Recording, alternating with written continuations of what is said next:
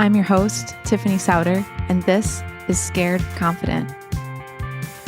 So the subtext around this living a life of and is how do you passionately pursue, and then like in parentheses, a sustainable, back to the sentence, life of and we have a little bit of a maybe like internal fight around this on this like production team for Scared Confident about whether or not the word sustainable fits. Because it's not a very cool word, actually. Not very cool at all. But I'm really passionate about this word sustainable because that is the goal of my life, is to get to a place where the things I've committed to, I can do it sustainably. That it is not this like rev up, rev down, like just power through and the next week will be better. That's a mirage that we're all chasing. I think we want to get to a place where our lives are sustainable, not only for ourselves. I'm yelling. It's like I'm scolding everybody. Sorry. Not only for ourselves, but for the people who are like have to live around us. That it's sustainable. That you can deliver on the relationships, you can deliver on the expectations, you can deliver on the commitments that you've made, like most of the time. And I think a lot of times we get to the spot where we like say yes to all these things and it's just unsustainable. And then everything collapses, you get mad, you cry, and then like in your head, you quit everything that you've ever committed to in all of your life, and you want to go live in a tiny hole by yourself for a year. I know this because I've been there before. So living a life of and is about also saying, how do I structure the systems around me so that it can be done in a sustainable way, that the things happen all the time. So we're going to be unpacking that together. But before I just start launching into like all these things, I wanted to take a minute and define what I mean by sustainable. It means that the commitments, the people, the expectations, the relationships that are depending on you are serviced most of the time.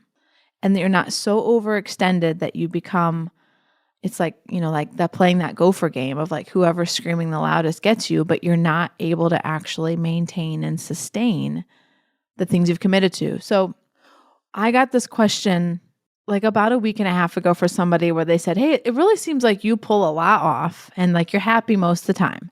How do you do it on the weeks where everything sucks? What does it look like in your life on those weeks? If you could like give us a glimpse, and how do you prioritize? And my response was this: to keep my life sustainable, even on the weeks where it's kind of a shit show, I have found when I prioritize the people, the things will catch up over time. So what do I mean by that? That means things like there are seasons where our house is very cluttery.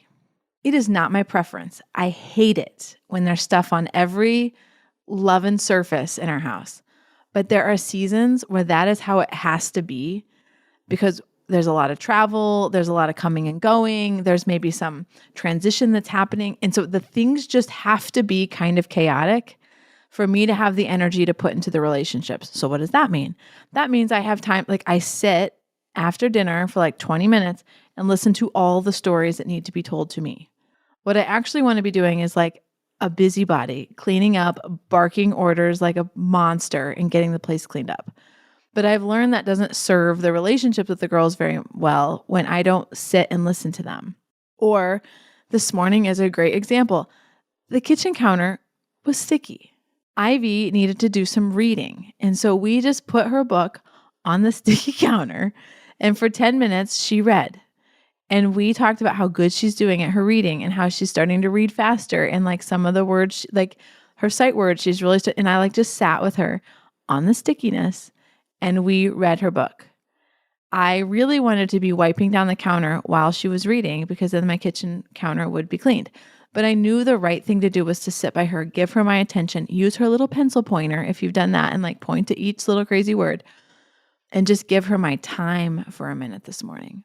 It can be easy, I think, in high performance households to just be like sucked into the tasks of existing. And I have found for whatever reason, having a fourth kid sort of just pushed it over the edge. Babies and toddlers are super messy. Everything is never in its place. And there's a perpetual conveyor belt of things that need to be put away. But when I sit in that space, I don't actually experience my kids. And so on weeks when JR's traveling or it's kind of crazy, I have learned to kind of let the stuff go and really cling to the relationships, because there will be a Saturday where there's not a lot going on and we'll get caught up and the house will look just the way that I love it and it will catch up. But the relationship part cannot be postponed. It's the most important thing that we're doing in our houses, in our homes, in our businesses, in all of it. And so let's make sure that we're not living in tidy spaces, but our relationships are messy. My mission for Scared Confident is to help women confidently pursue a life of and I want to be available to you. I'm passionate about vulnerably stepping into my stories so that it can help women. This is about creating the resource that I wish I had as I was going through this journey. So if you have questions, comments, or feedback, I'd love to hear from you. Text me at 317-350-8921